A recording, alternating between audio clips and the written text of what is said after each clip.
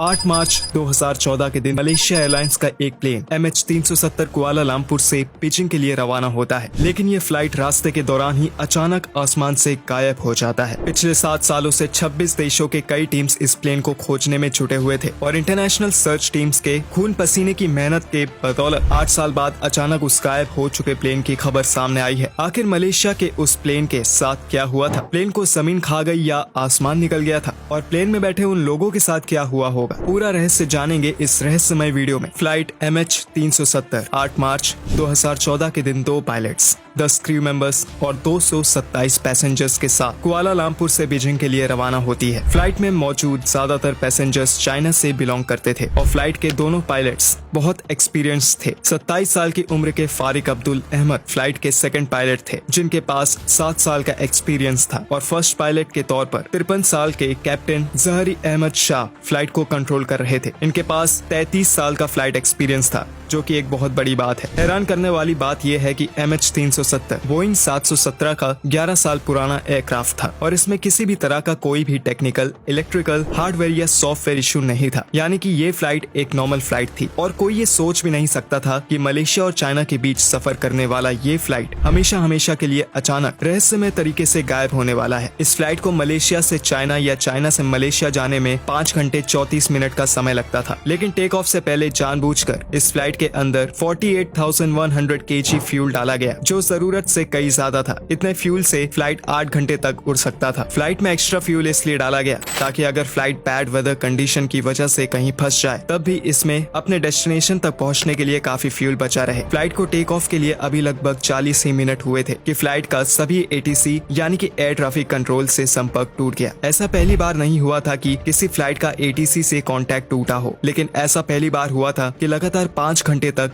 ATC एक plane से वापस कांटेक्ट नहीं जोड़ पा रहा था। ATC में मौजूद सभी लोग ने फ्लाइट से संबंध साधने के लिए जी तोड़ मेहनत की, लेकिन सभी लोग असफल रहे। ATC के सभी अधिकारी डर गए और उनके डर से भरी खबर धीरे धीरे बड़े बड़े एयरलाइन ऑफिसर्स तक पहुंच गई। ये खबर धीरे धीरे आग की तरह पूरी दुनिया में फैल गई। मीडिया ने बड़े बड़े अधिकारियों से ये सवाल पूछना शुरू कर दिया कि आखिर एक फ्लाइट 227 पैसेंजर्स के साथ यात्रा के दौरान अचानक कैसे गायब हो सकता है। लोगों और मीडिया के सवालों का जवाब ढूंढते ढूंढते 24 घंटे बीत गए, लेकिन फ्लाइट का कोई पता नहीं चला। आखिर एक इतना बड़ा विमान अचानक कैसे गायब हो सकता है? इसी सवाल का जवाब ढूंढने के लिए अगले दिन कई देशों ने मिलकर एक सर्च ऑपरेशन शुरू किया। इस सर्च ऑपरेशन में 64 एयरक्राफ्ट और 69 पानी के जहाजों ने साउथ चाइना सी को खोजना शुरू कर दिया, क्योंकि लोगों का ये मानना था कि हो ना हो जरूर वो प्लेन चीन की तरफ जाते वक्त साउथ चाइना सी में समा गया होगा। अगर प्लेन महासागर में गिरा होगा तो कहीं ना कहीं उसका मलबा जरूर मिलेगा, क्योंकि प्लेन में कई ऐसी चीजें भी मौजूद होती हैं जो पानी के अंदर नहीं डूबती और तैरते हुए नजर आ जाती हैं। लेकिन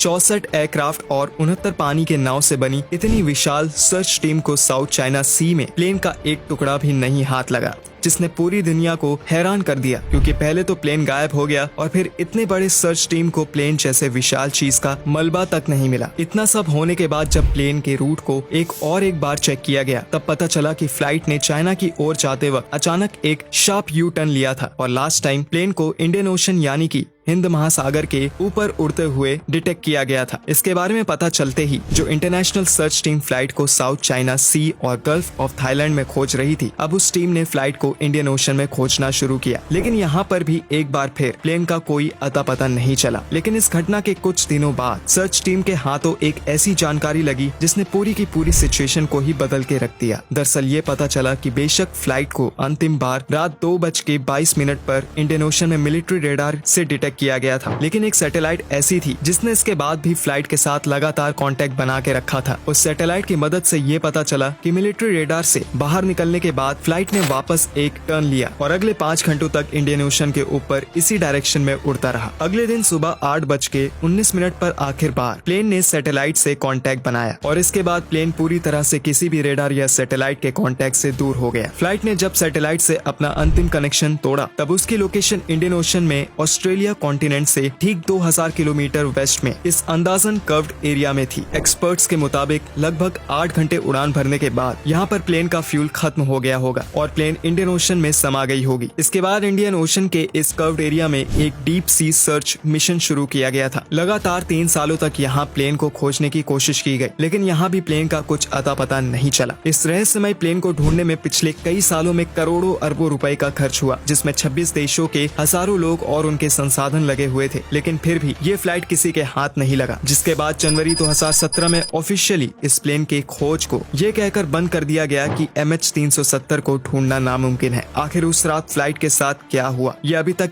एक रहस्य बना हुआ है। कहा जाता है कि फ्लाइट के पायलट्स आत्मघाती थे और उन्होंने जानबूझकर प्लेन को पानी में उतारा और सभी लोगों की जान ले ली। लेकिन उस प्लेन के साथ सच में क्या हुआ, इसका कोई अब तक प्रूफ मौजूद नहीं है। तो आज के लिए इतना ही दोस्तों, मिलते हैं अगली मजेदार वीडियो में। तब तक आप हमारी वीडियो को लाइक करें और इस पेज को फॉलो करें ताकि न्यू वीडियोस आप तक पहुंचती रहे। धन्यवाद।